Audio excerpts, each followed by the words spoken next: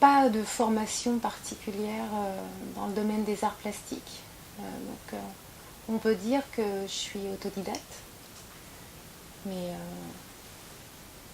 autodidacte, c'est important parce que c'est une démarche de recherche personnelle avant tout. Et c'est un acte artistique qui n'est pas conçu comme une démarche, mais comme une façon de vivre, une façon de ressentir les choses au quotidien. Voilà.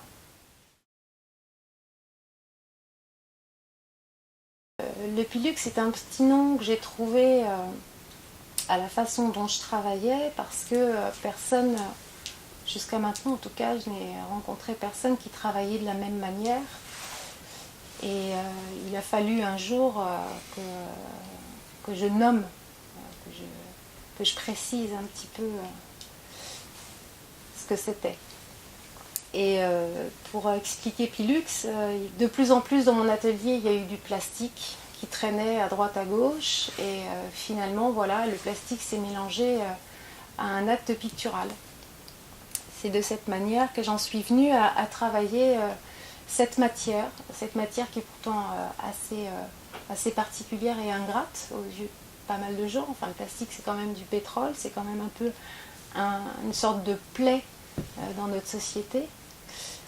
Mais je l'utilise comme une gangue, comme une enveloppe pour enfermer la peinture avant qu'elle ne soit figée et sèche. Le travail du Pilux mélange en fait deux aspects. Il mélange un aspect lié à l'improvisation, c'est-à-dire que la matière a à un moment donné un libre cours, et puis un aspect au contraire très précis, très pointu, très technique sur l'alchimie qui va pouvoir se produire entre les matières. Ici, on est devant une pièce qui fonctionne sur un système de déclusion. Place donc une feuille de plastique au sol. Je travaille dans le mouvement, dans la liberté du mouvement. Je peux tourner autour de ma pièce. J'applique les grandes lignes d'abord, souvent au noir. Ici, c'est au noir. Les grandes lignes claires de mon dessin. Ensuite, je positionne par masse les peintures. Puis, je positionne les essences qui vont permettre la dilution à certains endroits de la peinture et la fluidité des pigments. Et je renferme tout ça avec une deuxième feuille de plastique. Cette matrice, elle est souple et je peux faire bouger la matière en modelant. Je vais pouvoir pousser à certains endroits.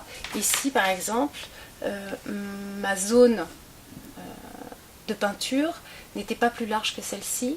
Et quand je l'ai enfermée, elle s'est légèrement épanchée. Et je l'ai aidée, je l'ai poussée, je l'ai dirigée pour composer ma pièce. Une fois que j'ai eu composé l'ensemble de ma pièce, au lieu de la laisser vivre sa vie encore et encore et encore pendant 2, 3, 4 ans si nécessaire, eh bien j'ai rouvert les deux feuilles et j'ai stoppé à un moment donné le processus. C'est ça le phénomène de déclusion que j'ai nommé tout à l'heure. Là, il y a certains effets comme cela, les effets de petites dentelles blanches qui sont obtenus juste à ce moment-là, au moment où je vais arracher de façon plus ou moins vive et avec des arrêts les 2 feuilles. Évidemment, il y a des imprévus, évidemment, il y a des accidents, mais dans l'ensemble, j'accepte tous mes Pilux tels qu'ils sont.